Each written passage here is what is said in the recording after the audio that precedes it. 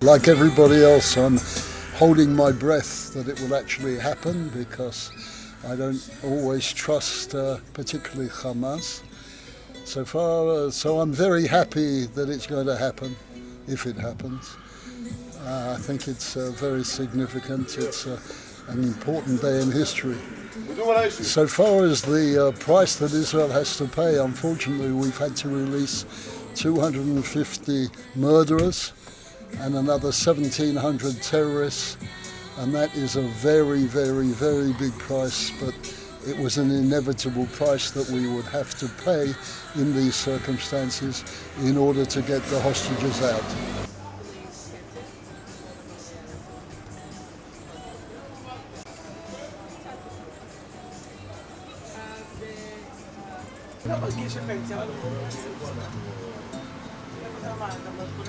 I think the deal is way overdue. We could have saved so many people, and this government let so many people die in Gaza, both Israelis who were taken there and innocent Gazans. I think this deal is way overdue, and I'm very glad they finally did the right thing, and I hope that we'll continue in a better path, making Israel and the whole area a place that we're all proud to live in which each person who lives here has their own space and their own freedom.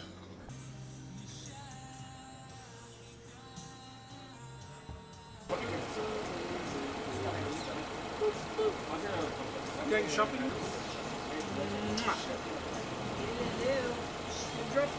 It's fantastic. I mean, I think it was amazing that President Trump pushed us forward, and I think that I was here when it started 2 years ago, and I think if people would have asked could the hostages get out within 2 years, I think many would have said impossible. So I think that it's fantastic.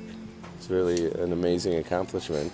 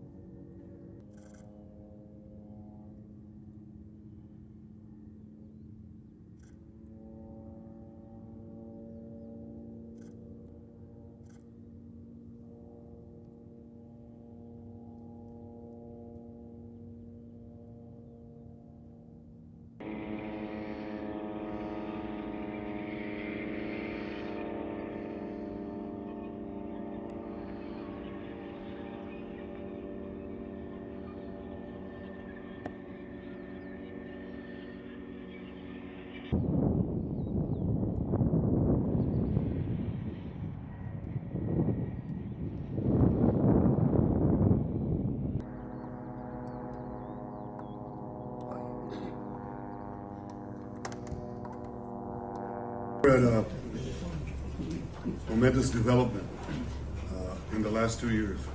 We fought during these 2 years to achieve our war aims, and a central one of these war aims is to return the hostages, all of the hostages, the living and the dead. And we're about to achieve that goal. We couldn't have achieved it without the extraordinary help of President Trump and his team, Steve Witkoff and Jared Kushner. They worked tirelessly with Ron and his team, our team.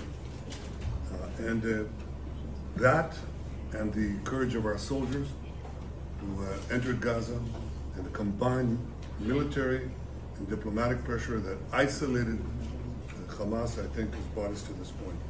I want to personally thank both of you, Steve, Jared. It's been long hours.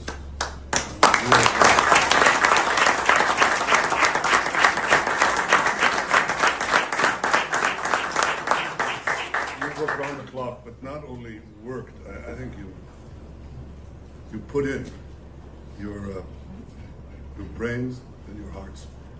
And we know that it's for the benefit of Israel and the United States, for the benefit of decent people everywhere, and for the benefit of these families who will finally get to be with their loved ones. And I want to thank you on their behalf as well, and on behalf of the people of Israel. Thank you. Obviously, bringing the hostages home it's been a priority for President Trump for a very, very long time, and we've all worked very tirelessly to do that. But I really want to say that this all would not have been possible without the bravery of the IDF and the soldiers, what they've accomplished not just in Gaza, but also what they've done in the theater over the last couple of years to eliminate Hezbollah in the north and really degrade them. What you were able to do in Iran, it really helped set a big tone. But particularly seeing the way that your citizen army, I know a lot of you, probably all of you, have family, friends who were in this effort, really put your sacrifices on the line to fight for your country and to try to make a difference. I think that made a very, very big difference in there. And I want to just give a very, very special thanks to Prime Minister Netanyahu, who really did an incredible job with this and did a great job with the negotiations. You held your lines firm, and I think that between you and President Trump, you had a lot of alignment on what the end state should be. The hard job was the Prime Minister's. He had the job of protecting this country. He had the job of making tough choices with regard to how tough to be with Hamas, when to be flexible, when not to be flexible. I think to myself all the time, I lost sleep over it. What would I have done in some of those circumstances? There were times that I thought we should be more flexible, or your country should be more flexible. But the truth is, as I look back, I don't think we get to this place without Prime Minister Netanyahu playing it up.